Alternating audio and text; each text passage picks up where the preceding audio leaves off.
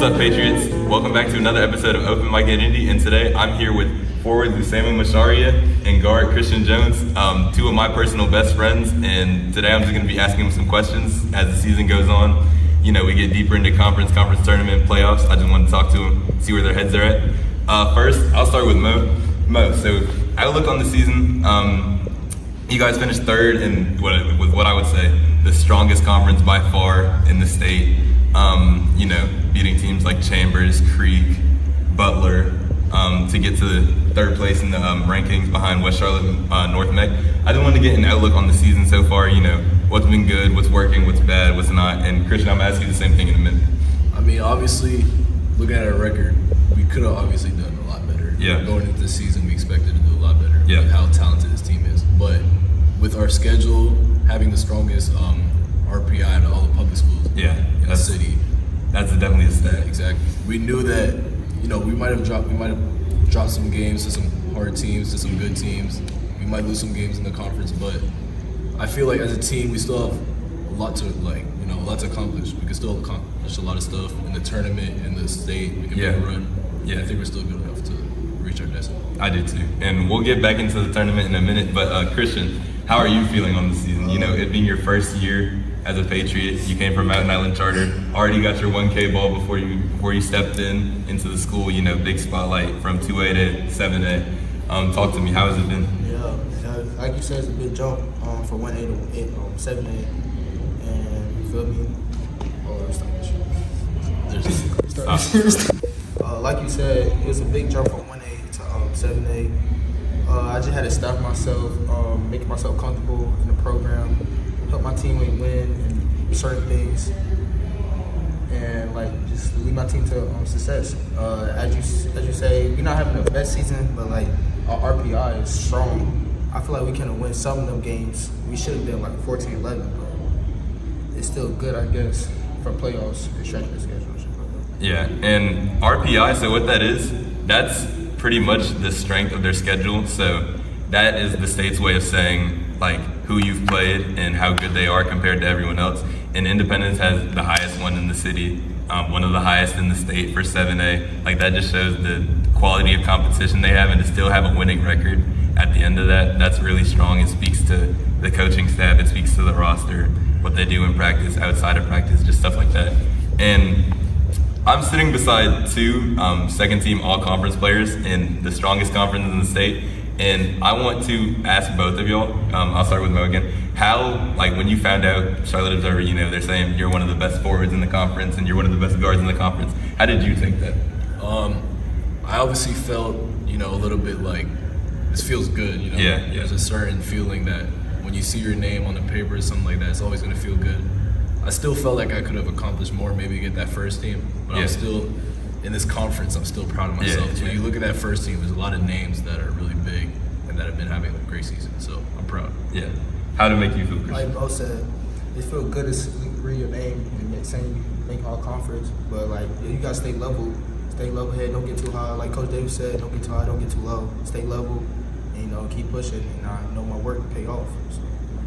Yeah, and so normally I like to ask, this is one of my favorite questions to ask athletes. I ask Dallas, I ask Jared, what do y'all two like to do outside of basketball, you know, between practice and games and watching film, working out outside of games, even just working out on your own?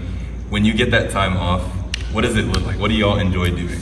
Man, movies, TV shows, that's my thing. I watch a lot of movies, sometimes like a movie a day when I'm not like practicing and stuff like that. I watch a lot of TV shows. I also listen to a lot of music. That's something that I do a lot, just movies. And real quick, I just want to mention, he plays a lot of FIFA. He and I, we do definitely play FIFA. You know, he'll come over, we boot up the PS5, we play some FIFA. Really good games, it gets really serious, but it's a cool way for both of us to unwind, you know, between what we both have going on. And Christian be there too sometimes, even if he's not playing FIFA. But how do you like to relax and chill outside of practices and games? You should know, we make each other. Yeah. You know, just chill with my friends. You know, one of my good friends, Mo, all my other teammates, eat, laugh, joke. I can always call them my brothers. And, you know, they made here feel like home to me. So I really appreciate them for letting me come in here and do what I do. Yeah, we just like to chill, kick it, hang out. Doesn't matter when, where. So I want to get into some tough questions. So 2 games against West Charlotte, 2 games against North Meg. You dropped both against both teams, but I feel like those were 4 really competitive games that showed where y'all are at amongst the state and amongst all the 7A challengers, because West Charlotte's actually 8A and North is 7A, and I just want to know, how has playing those elite level guys, like whether it be ranked players, whether it be guys in Charlotte who made all district last year, and whether it be younger guys who are coming hungry and coming to show that they can hoop, like what is it like in those super tough games, those environments, sold out crowds? Like, talk to me about that kind of atmosphere. I'd say the energy, the atmosphere, it feels great, because the fact that you could go into that game with a sense of pride, knowing you're playing these top-ranked Division I players, and you could show how skilled you are, it's an opportunity to me, I feel like. And even if we drop some of those games, or all of them, and we'll have a chance to, play them again, I just feel like it's an opportunity for the whole team, for players individually, to just go into that game and show who you are. Yeah, I agree. And it's just like being a part of those crowds, like the energy is crazy, and you in that paint battling all game, and then you get to the line a lot. So you got the free throw line, and you just hear all those guys, those fans, like I know that's crazy. And Christian, for you, I mean, the change between where you were at last year and this year, I mean, I know that atmosphere, like it just had to, like having a student section this year, about 200% more fans in there, and you're playing against an away side, just crazy. Like, talk to me about how the change has been for you. Yeah, the atmosphere is crazy in my old school, but like I said, I've been in the moments. Mm-hmm. I built for the moments, and I just got to stay level. As my team, we got opportunities. Even though we dropped them 2 games against really good teams, Yep. I still feel like we're gonna come out here today, we got a chance to beat them. Yep. And we just come out here and play the game we know how to play. We'll be good. Yep. So, all right, for my last question, I actually want to touch that topic. You guys played today, West Charlotte, again for the 3rd time this year at your place. You beat Mallard Creek, blew them out, 30-point win, looked good the entire time. You actually beat them Monday, I think it was Monday, President's Day. So I want to ask both of you, today, 0-2 against West Charlotte, but 2 really competitive games. I want to know what's going to change today, how you guys are going to come home with that win and move on to the championship conference. I mean, watching film, we have to adjust to what they did, what they did to expose us in those 2 games and how they won, because especially that first game, it was really close to the end.